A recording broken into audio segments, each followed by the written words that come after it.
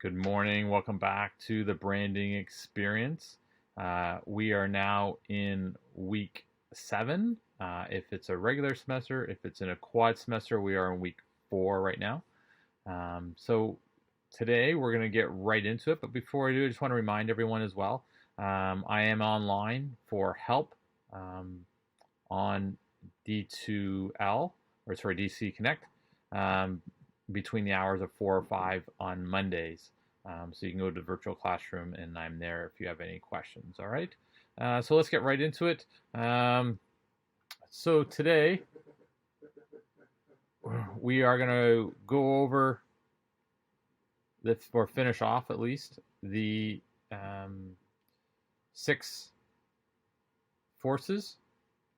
We're going to do economic, socio-cultural, and technological. We have I have videos of that, so similar to the week prior. We are going to do it, watch those, and let's look at what we've covered so far. So far, we have covered the D. What's the D stand for? Do you remember? Demographics.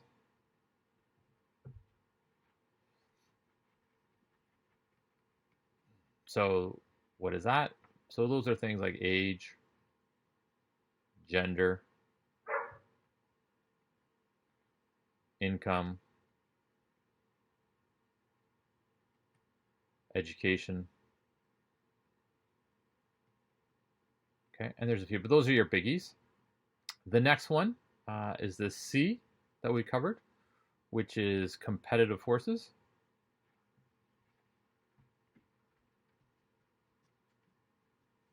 Right? And that we looked at 4 categories. So the 4 categories, and if you guys remember, the acronym I gave was PMOM. So perfect, monopolistic, oligopoly, and monopoly. If you guys are doing the 4 quad semesters, we didn't get too much into that. We just covered the last 2, the 2 types. So if you're in the quad semester, you don't need to worry about the PMOM, but you do need to require about direct versus indirect. Right? We use the example, these are identical types of competition, and these are similar. All right. And the last one we talked about in the video, we talked about regulatory forces.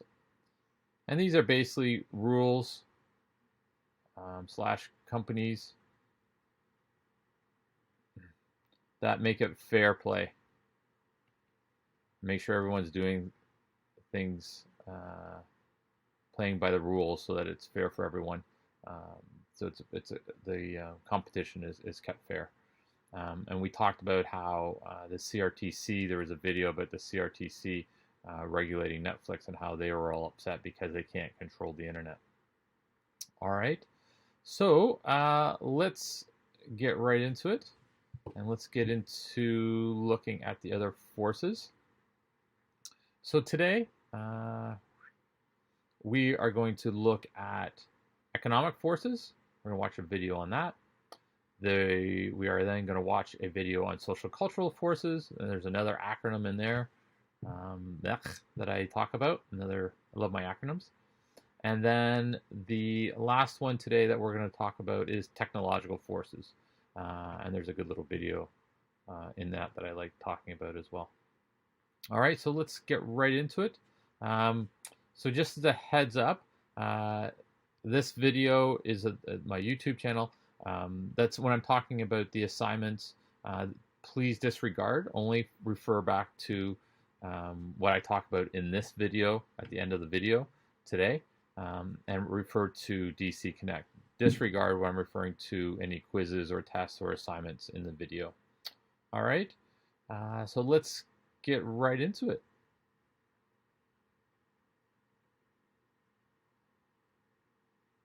Hey guys, welcome back. Before we get started, a couple things. I just want you guys to remind you that I need you guys to subscribe down here in the corner so that you get notifications. Also, when you click subscribe, they Shameless changed plug. a little bit. Make sure you click on the little bell-shaped logo so that you get notifications, and then make sure you set up your phone or your laptop so that you get those notifications as soon as I post videos. All right, so let's get started a bit today. All right, guys, so let's get rolling. So we've covered a few of the environmental forces that affect marketing. And branding. Today we're going to cover economic forces and what they are. So let's first of all break it down. You might have heard these terminologies before.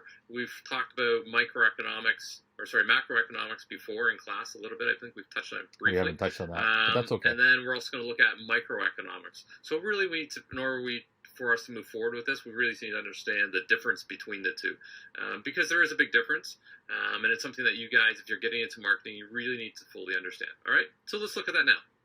Okay, so macroeconomics, I keep doing that all the time, macroeconomics, right? What is it by definition?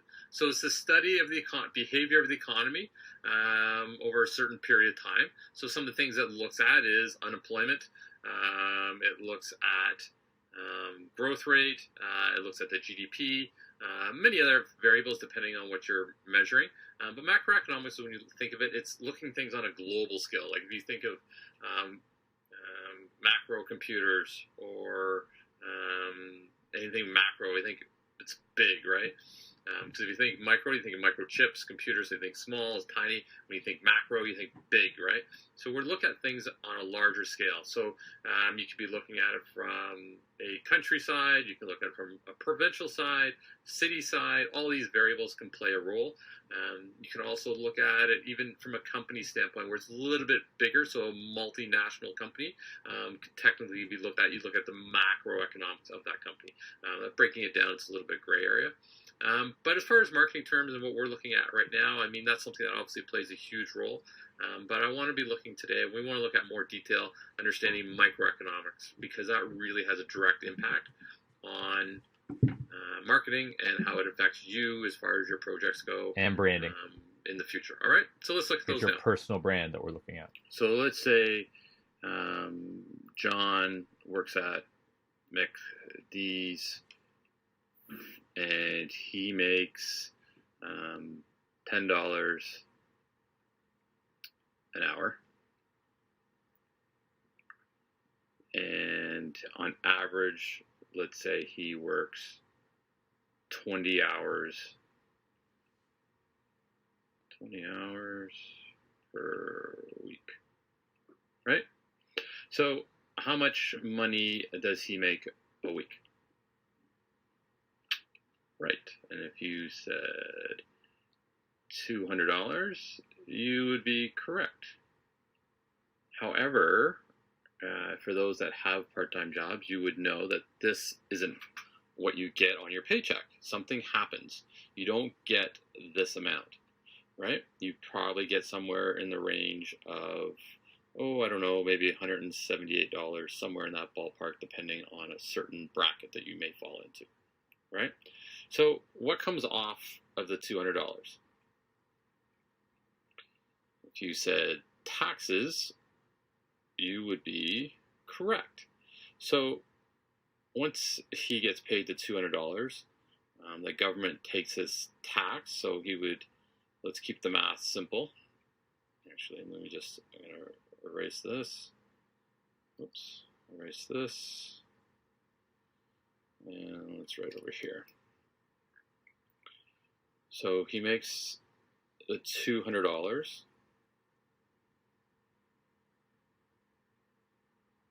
Right? And then he gets tax taken off. So keeping math simple, let's assume that he gets $20 taken off. And that's income tax that some of you maybe have already taken off. But because you're students, you'll get it all back when it's time to do your tax return. So now, Johnny, who works at McDonald's, actually takes home $180. Right? We minus the $20. So now you think about, what does Johnny have to pay? Johnny lives on his own. He drives a car, and he rents out a house, a basement apartment, because he's going to college. So what is the first thing Johnny has to pay? Well, if you said some of the things that he would need would be food. What else? Rent. Right? What else might he make? Gas for his car. And with that, with gas comes insurance. Right? Maybe payments, because he didn't pay it outright, so he's got a loan going with the car. What else would he need? Food, rent, gas, clothing. Right? Anything else? Yeah, bills with respects to, I mean, it could be numerous things. It could be credit cards, could be hydro,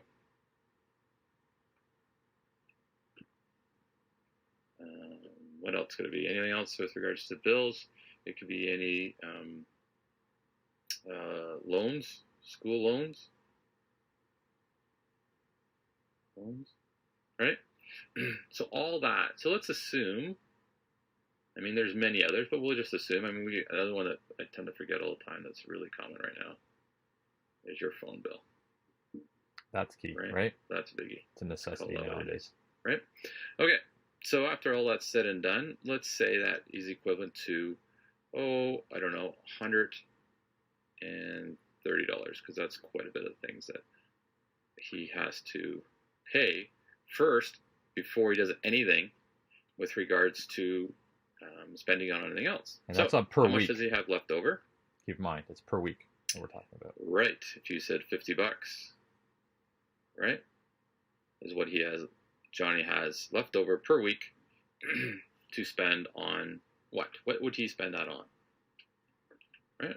So you could say he could maybe spend it on going to the movies, right? He could spend it on going on trips.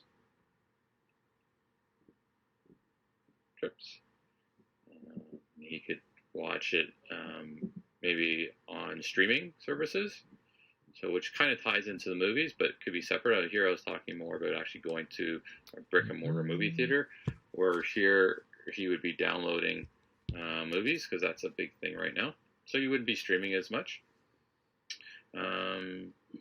If you have any significant other, it could be gifts, right?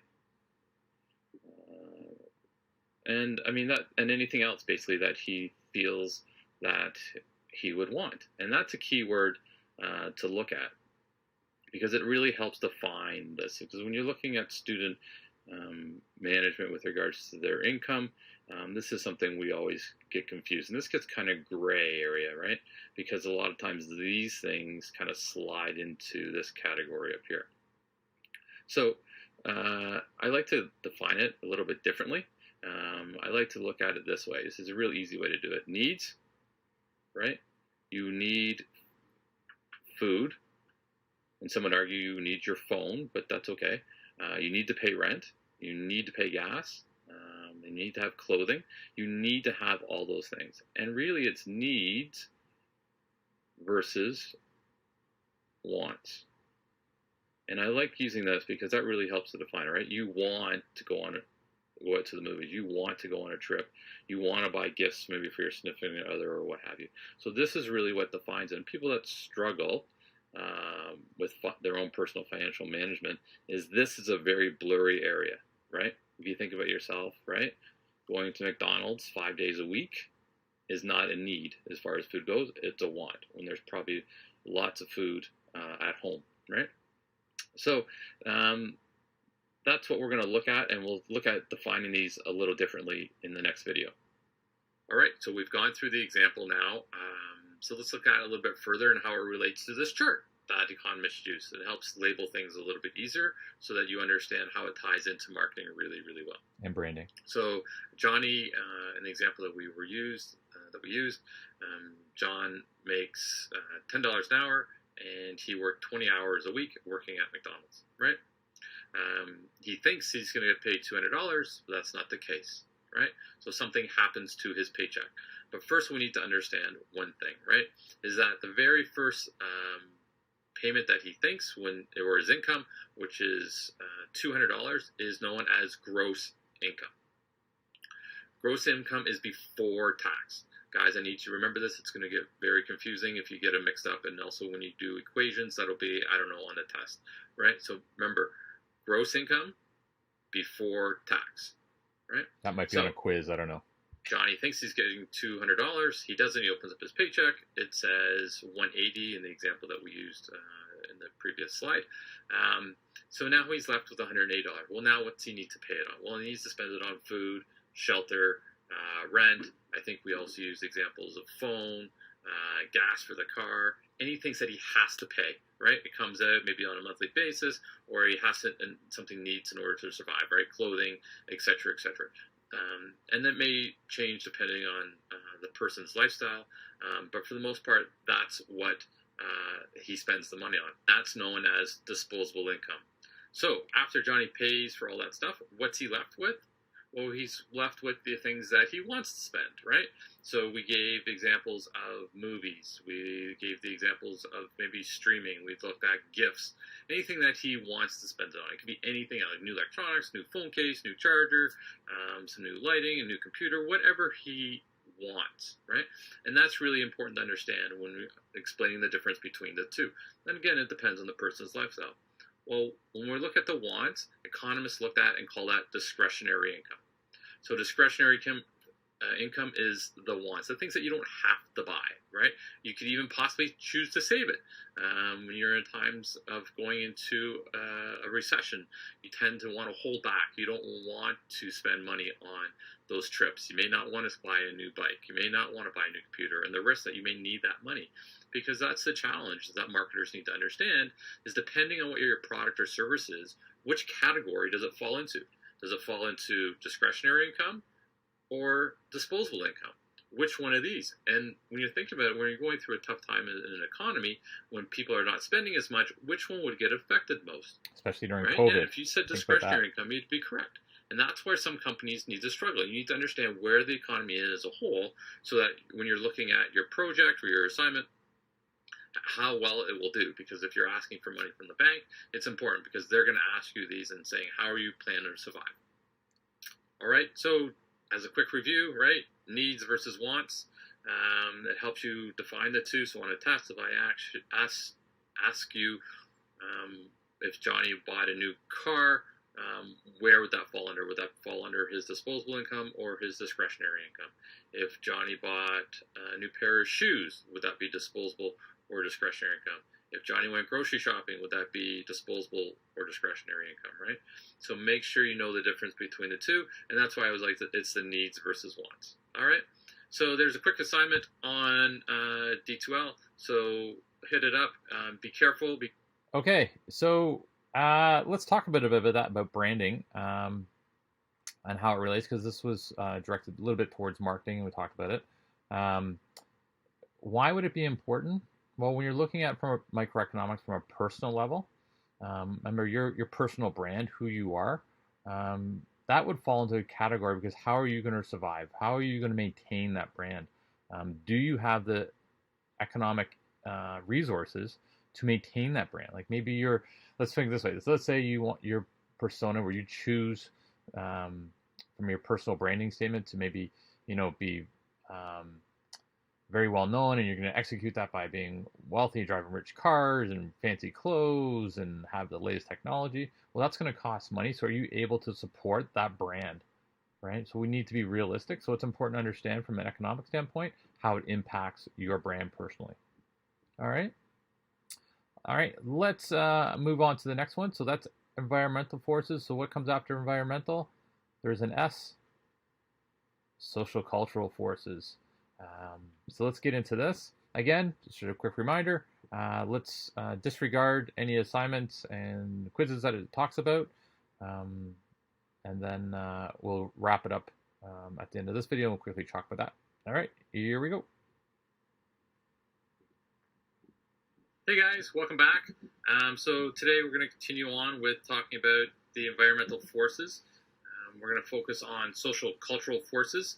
Social-cultural forces are basically made up of two words, social and cultural.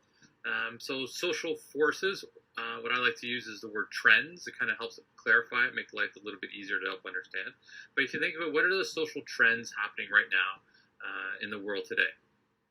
I mean, if you talk about the word social as in the word itself, we use social media quite a bit. So apps like Twitter, TikTok, Facebook continue to still be a trend. So that's obviously one avenue to look at when we look at socially. The other side of it is culturally. What culturally is changing these days? So when you put those two together, it's basically looking at all the trends that look at the demographics within the environment. So we're going to look at a few of those today, and we're going to look more specifically at social cultural and how it breaks down into about 5 different categories. So let's do that now. All right, so you know I like acronyms, so here's another acronym. So when we're going to look at all the social cultural forces, there's 5 that we're going to break down into different categories.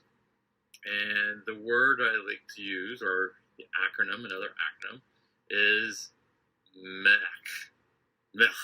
Think about it, marketing's so boring, blech, And branding, right? but it's not. But it's not, because you'll remember it. it's exciting and it's fun and it's how it makes the world spin and everything else. So the first one we're going to look at is what the M stands for. So let's do that now. Okay, so media usage is what the M stands for, and we need to look at how companies are changing what the typical form of media was. And or your own personal brand. Let's kind of think about that for a second. Can use media. So when you think of media used back in the 70s, the 60s, and a little bit in the early 80s, it's changed. But the only forms that they really had for media was radio, TV, and even print, so newspapers. And if you look at all 3 of those, other than radio, which is kind of still there, it's dying off, obviously, if you think of how much TV you guys have watched. So companies understand that, and with the demographics that we talked about getting older, the aging population, we need to look at, well, what's different ways that we could use media to our advantage for companies? Because they'll come to us and say, hey, look, we need to drive some sales. We need to hit this certain demographic. How do we get there? Okay, well, that's great. So what kind of media is available? Well, obviously the biggest one, social media, right? Social media is playing a huge role. And what that looks like, I mean, we're treading on new ground that we're not really familiar with. But to look at some similarities, I mean, so companies, to encourage that, if anyone can recognize this advertisement for a certain hamburger company, it's brilliant. I love the idea. Obviously, it's like McDonald's, and it's the Wi-Fi logo. So getting more customers or a certain demographic to stay in their stores and use their free Wi-Fi, right? That's what it's implying. And what's the best about this is that there's no words. It's implied, and I love that type of marketing. It's absolutely fantastic and brilliant. And it's changing, right? The idea companies are trying to keep you in their stores. Why would they want to do that? I mean, it's proven that the longer you stay within a certain store, the more you'll shop and increase sales. And that goes, if you look at Real Canadian Superstore, how they have the racks all lined up in rows going all the way across, so that in order to buy the milk, which is at the back of the store, you literally got to walk through the entire store, keeping you in the store for at least 15 minutes to buy a bag of milk. And they know, and they've run stats and numbers and proven that you actually increase your sales the longer we can keep customers in store. So that's one way we need to look at media usage. All right, next one. All right, so health and fitness is what the H store for when we talk about MECH. So the H, MECH. So health and fitness. So it obviously plays a huge role. Nike being a huge player in the world of sporting goods these days. But it's important to understand that if you think of what you've been taught in school versus when I was in school, it really focuses on not just on the physical aspect of fitness, which really was pushed back. Well, now we're looking at mental awareness. And that's where here or Nike is jumping on the yoga bandwagon a little bit and saying, hey, we need to address not just the high athletes of the world, but we need to look at everyone in general, and that fitness and health is important to us. And a lot of companies are focusing on it, especially when you look at fast food. Fast food companies have struggled over the years when a certain gentleman made a movie called Super Size Me. Have you guys ever seen it? If you haven't, it's a great watch. Where McDonald's was slandered about how bad it was for you to eat McDonald's every single day. So companies now understand that is really important, even so that governments now, if when you walk into a McDonald's or Wendy's or even on packages now of food, it has to, by law, show you the amount of calories on the packaging. That wasn't the case back then. And when you start looking, I mean, you go into Tim Hortons and look at what a cappuccino calorie count is. It's absolutely crazy. I mean, you're in the thousands of calories. Absolutely ridiculous. But anyways, companies realize that that's important. It's a trend now. It's not, I don't even know how much of it is a trend. It's kind of the norm, but it's definitely somewhere where it wasn't 20, 30 years ago, and now it's focusing more on that. And same with fitness, understanding health, physical fitness, and mental health is playing a huge role. So companies need to understand that and take that to their advantage when they're introducing a new product or service, right? Let's look at the next one. Okay, so let's look at ethnic foods. Ethnic foods is being the next E. So you got M for media usage, H for health and fitness, and then the first E is ethnic foods. Why does that play a huge role? Everything ties back. We talked about it in the last video. Is demographics, right? So here's Wendy's doing a sriracha burger. Why is sriracha? If anyone's ever had sriracha, it's a very spicy spice that goes into the burger and into the sauce. I'm not sure if they actually put it in the breading of the burger, but they might. It's very spicy. Why is that? Why would a company like Wendy's want to do that? Does that make any sense? Well, if you think about the demographics and we look at where we're going and the amount of international immigration coming from India, where you get a demographic loving spicy foods. I myself has kind of jumped on that bandwagon. Never really had spicy food when I grew up. I mean, it was plain Jane burgers, ketchup, that was about it. But loving the spicy foods now, and obviously people coming over from India have that desire, and it's spreading. So companies are trying to take advantage of that, and also understanding that their demographic, because of immigration, plays a huge role. So those spicy foods are definitely a huge advantage and something, a market that they want to take advantage of. And you'll see all kinds of companies that were typically, if you look at Subway, even going to the grocery stores and you look at what kind of foods are available, plays a huge role. So ethnic foods is definitely growing. It is not going away. So companies that struggle, the Subways of the world are struggling a little bit, trying to come up with a spicy alternative. And also if you look at the amount of restaurants that are opening up, all over, basing and supporting the ethnic food industry, hopefully that they can actually take a piece of that fast food industry. So you're seeing a lot of that more and more, and that will only continue to grow. So that's something to think about when you're marketing products or your brand, your personal brand. Even with regards why to that, and we'll talk about that afterwards. Okay, next one. All right, so second last, or our next E, because there's two E's in MAC, right? So media usage, health and fitness, ethnic foods, and then the fourth one now being environmental awareness. So this is a great little bit photos. There's always ones with environmental view. Search up on Google. There's all kinds of pictures. But I love this, right? For those that are into underwater, I'm a scuba diver myself, so I kind of love the oceans, and I love the fact that this ad really makes you start thinking, right? I don't know if you can read down there, but it gets into saying scary and even more scary. So it's really strives the point home, and it's done by the WWE down there. So try and push the image that we need to protect our oceans, but also taking it to the next level. It really starts to make me think there's bigger things out there that we need to be looking at other than just ourselves. And you guys have grown up with that understanding. If you think of that water bottle, right, we think about recycling. Go back 20, 30 years, there was no even talk of that. You just take a plastic and throw it away. Where now it's our normal daily trend, right? It's the first thing, is it recyclable? We check the bottom, we look for the little triangle with the arrows on it. We think about, well, how does this affect the ozone, our carbon footprint? We think about all these things now as a regular basis. So it's a trend now, and even more so. And that's mostly because companies have made it important, because they realize consumers, it's important to them, it's important to yourselves, right? Trees, you look at forests. There's a company called 10 Tree. You guys might have heard of them. They started here in Canada. They're on Dragon's Den. For every piece of clothing that you purchase from them, they donate $1 towards the forest industry and help plant trees. So there's a huge opportunity here, and companies are always trying to think about how they can make that connection, because that's not something that's going away. It's actually even getting bigger and bigger these days. So when you have a product, how do you make it environmentally awareness? Well, look at McDonald's and go back. I don't even know if you guys can remember, but they used to come in little styrofoam containers, which aren't recyclable or bad for the environment. So they went to paper wraps.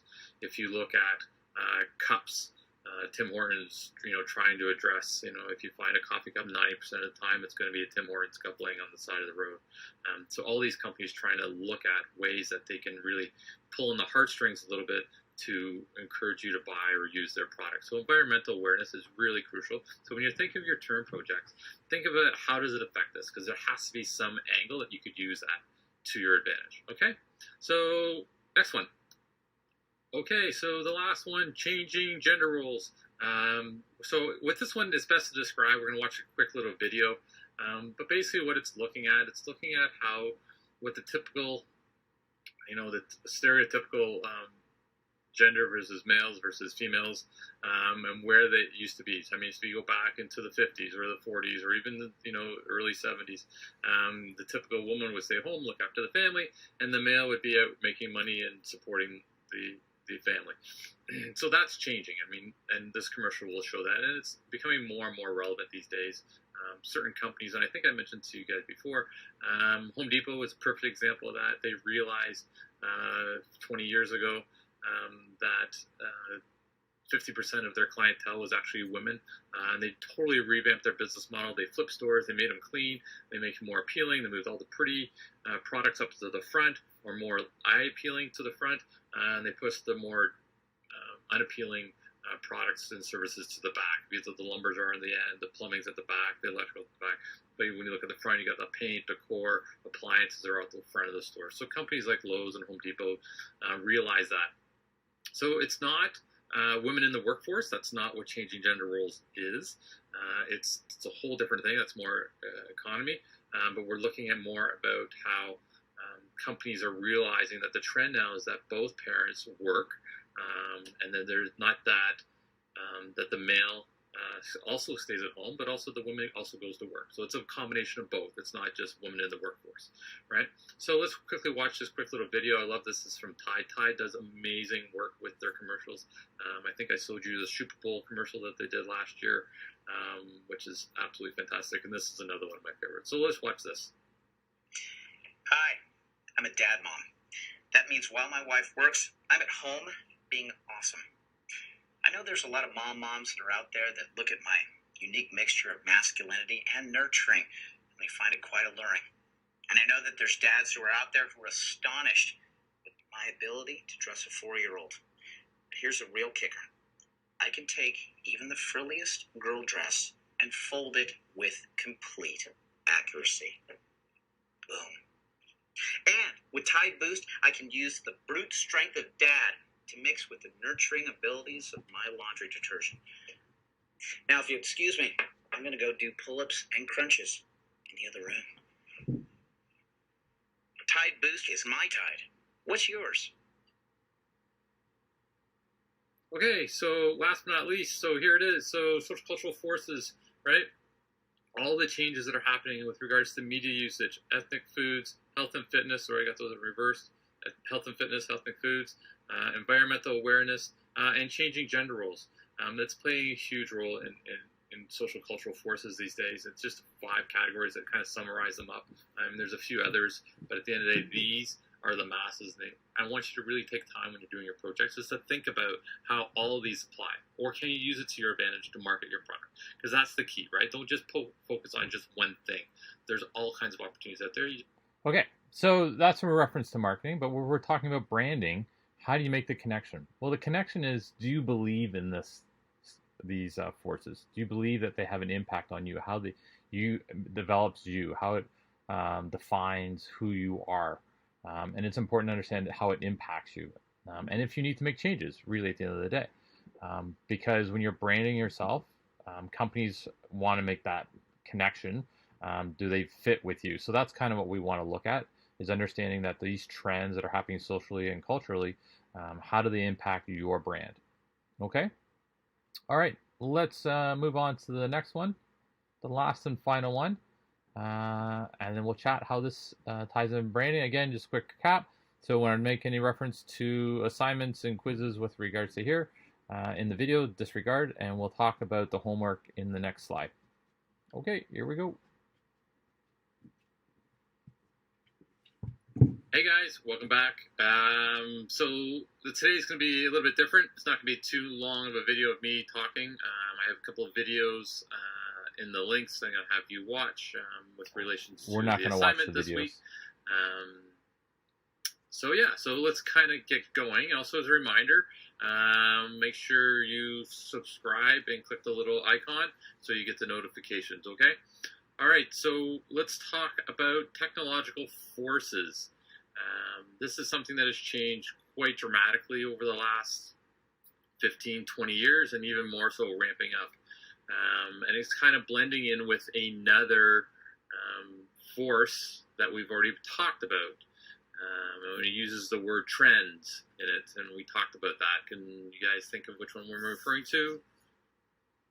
Yeah, if you were saying social-cultural forces, you're right, because we're talking about the trends, right, that happened. We talked about media usage and that sort of thing. So right now, I mean, if you look at what is trending as far as technology goes, social media, obviously, is huge, right? I mean, that's how your generations and going forward, everyone's communicating. The days of picking up a phone and actually phoning somebody are kind of going by the wayside and slowly dying off. I mean, if you go around and you think about, I don't even know, how many of you still have a home phone?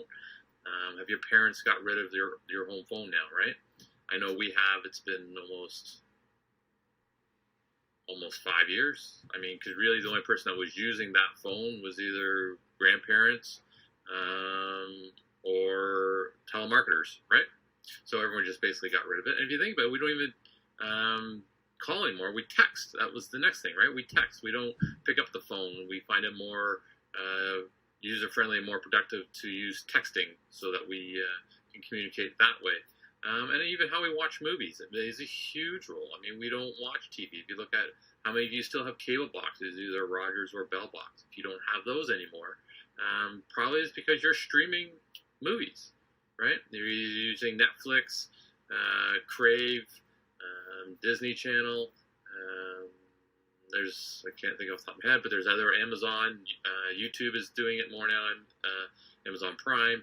All those different forms of streaming and communicating movies that way. And why is that important? Well, when we talked already about demographics and we talked about how do we reach our target market, it's important how do we get to those people. If we were using a personal brand, right? Either radio ads on TV or on radio or TV ads on commercials, there wouldn't be as effective because the demographic is now using social media and streaming. So that's how companies need to understand how to use these resources to their best of ability, right? And okay, you personally. So let's take a little bit further and think of how it is actually working, because we're going to go a little deeper into technology and look at it that way. Okay. So how they do that? Algorithms.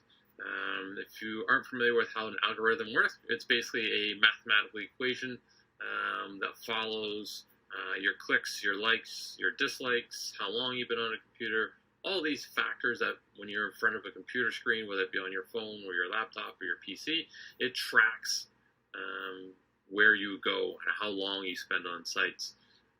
And those are known as algorithms, so it's a mathematical equation that does that. So the video you're going to watch, it's about 15, 20 minutes long. You're not going to watch it. A TED Talk.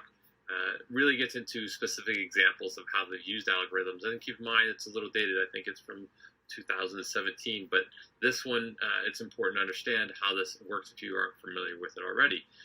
And it may already affected you just didn't know it. So give you some examples. You've all been probably on YouTube and you start watching a video. So for example, I would be going on YouTube and I'd be looking at videos for mountain biking. I'm watching videos on mountain biking, and then literally 15, 20 minutes later, I'm watching police chases because the videos become more and more extreme, right? Where they have the auto replay.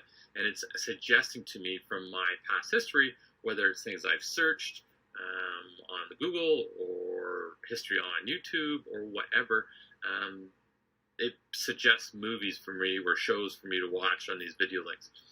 So that's an example where you find it, 1 minute you thought you were on YouTube for 5 minutes, next thing you're on there for 20 minutes, right? So YouTube is doing its job. And what happens in between those segments? Advertisement, right? You're always waiting to skip ad. So that's one example of how algorithms are being used.